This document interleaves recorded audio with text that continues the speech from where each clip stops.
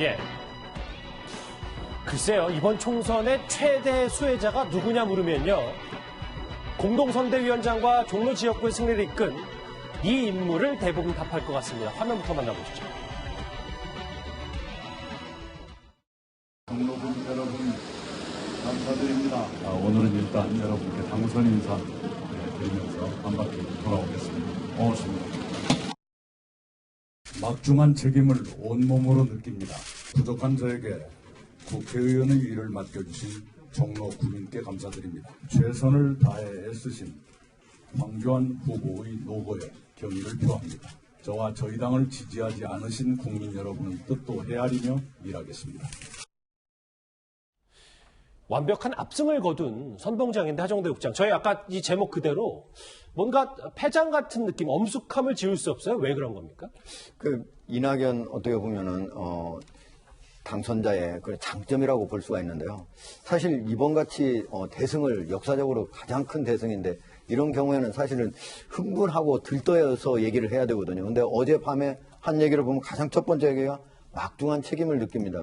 근데 이렇게 얘기하는 가장 큰 이유는 사실 이렇게 여당이 집권 여당이 압도적인 대승을 거뒀을 때는 야당한테 그 다음에 책임을 물을 수 있는 상황이 아니에요. 어떤 일을 하더라도 여당이 100% 책임을 느낄 수밖에 없는 것입니다. 그래서 일각에서는 이런 것들에 대해서 우려가 나올 가능성이 있는데 역시 이낙연 총리 하실 때도 항상 관리를 잘 해오셨잖아요.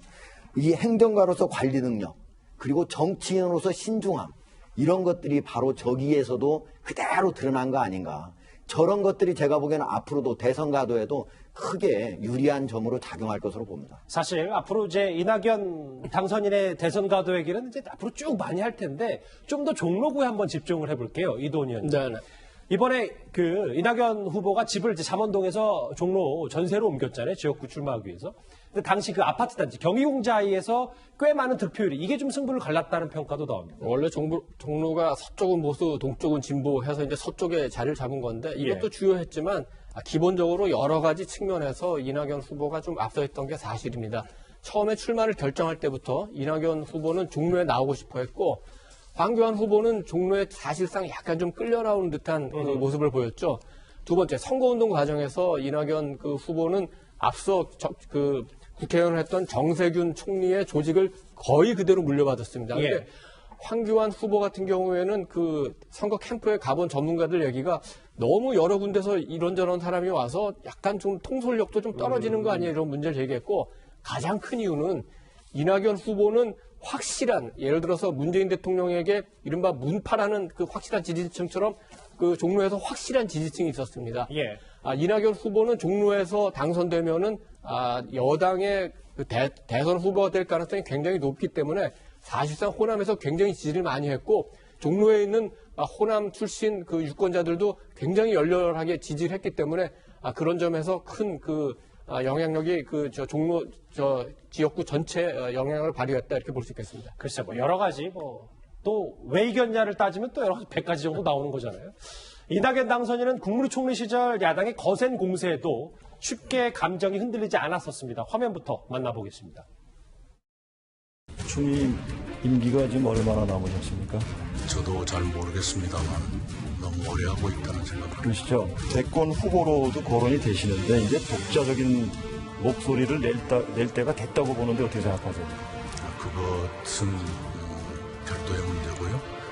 총리로 재임하는 한 총리로서의 직분을 다하는 것이 옳다고 보고요. 제 방식은 요란스럽지 않게 결과로 말하는 그런 책임 총리가 되겠다고 생각합니다만 부족합니다.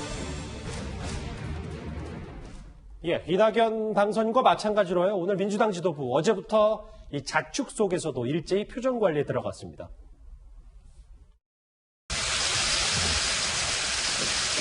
어제 선거 결과를 보면 선거 승리의 기쁨에 앞서 무거운 책임감을 느낍니다. 지금 민주당은 더욱 정신을 바짝 차려야 할 때입니다. 말 한마디, 행동 하나도 각별하게 조심을 해야 합니다. 더욱 열심히 지역 현안을 공부하고 서민 생활을 챙겨야 합니다. 김종욱 교수님, 일단 이낙연 당선인은 오늘 취재 전에 많은 질문에 자기는 아직 당권에 관심이 없다라고 했어요. 뭐 누가 당권을 잡을지 모르겠지만 어쨌든 민주당이 지금 할 수 있는 것들이 꽤 많고 이 본인들이 이제 주도적으로 할 수 있는 국회에서 역할이 많기 때문에 앞으로도 몸을 낮추지만 이제 드라이브를 걸 수 있는 부분이 많지 않겠습니까? 일단 아까도 말씀드렸지만 지금 상황은 좋지만 가시밭길이라고 제가 말씀을 드렸던 측면이 분명히 있는데요. 아마 민주당은 과거의 경험이 분명히 있습니다. 하나는 뭐냐면 2004년 선거에서 152석을 확보했지만 그 이후에 이 독주 또 오만이라는 소리를 들으면서 대선에 참패했던 경험들이 분명히 있고요.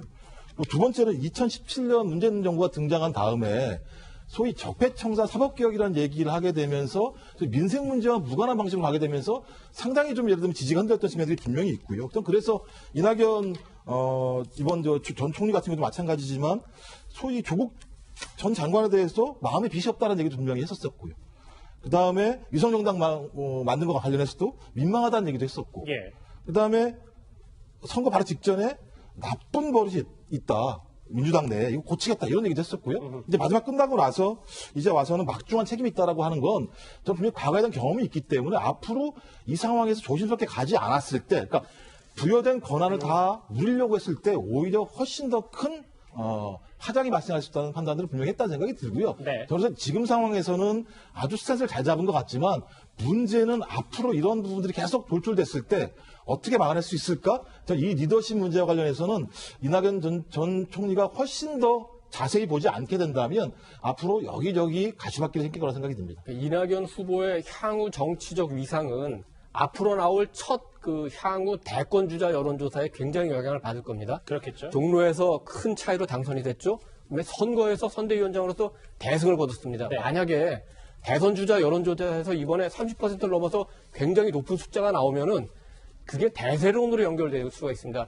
일부에서는 민주당이 선호하는 후보는 호남의 지지를 받는 영남 후보다. 그래서 아마도 친문은 그런 영남 출신 후보를 선호할 수도 있다고 생각하지만 이렇게 30% 넘어서 대세를 장악하게 되면은 여기에 대해서 이의를 달기는 굉장히 어려운 상황이 될 수 있죠. 오늘 문재인 대통령도요, 대변인을 통해서 총선 결과에 대한 입장을 밝혔습니다. 들어보시죠. 위대한 국민의 선택에 기쁨에 앞서 막중한 책임을 온몸으로 느낍니다. 국민들께서 선거를 통해 보여주신 것은 간절함이었다고 생각합니다. 결코 자만하지 않고 더 겸허하게 국민의 목소리에 귀를 기울이겠습니다. 김태현 변호사님, 이번 총선 결과로 보시는 것처럼 집권 여당도 여당이지만 청와대도요, 문재인 정부도 뭔가 소득주도 성당이라든지 공수처라든지 뭔가 드라이브를 걸 수 있는 요인들이 이제 앞으로 꽤 많아졌습니다. 그렇죠. 왜냐면 이번에 이제 선거 결과 보면 이제 민주당에서 나온 공보물이라든지 이런 걸 보면 소득주도 성장, 탈원전이라는 단어 자체는 없었어요. 하지만 정책 기조를 변하겠다는 얘기는 없었거든요. 세부 내용을 들여다보면 소득주도 성장은 계속하겠다. 탈원전도 에너지 정책 다변화 이런 식으로 표현만 바꿨지만 어쨌든 탈원전 계속하겠다는 얘기 아니겠습니까? 예. 그걸 내걸고 총선이 임했는데 압승을 했습니다. 그러면 어쨌든 유권자들한테 자 우리 계속 이렇게 할게요 라고 이제 유권자들 표를 몰아준 거 아니겠습니까? 그럼 실질적으로 그런 정책을 계속 추진할 명분도 생긴 거고 결국 이제 야당이 이제 그거를 좀 제어를 만약에 그 정책에 반대하는 야당이 있으면 그 야당이 제어를 하는 건데 네. 지금 야당이 지금 100석 정도로 쪼그라들었기 때문에 실질적으로도 사실 제어를 할 수가 없어요. 그래서 아마 문재인 정부의 왔던 그 국정 기조들 정책적인 측면들 그건 아마 더 계속되는 정도가 아니라 가속화가 되겠죠. 알겠습니다. 압승 다음 날에도 엄숙함을 유지한 이낙연 당선인의 얘기 두 번째 이슈를 준비했습니다. 다음 주제 이제 반대당을 한번 가볼까요?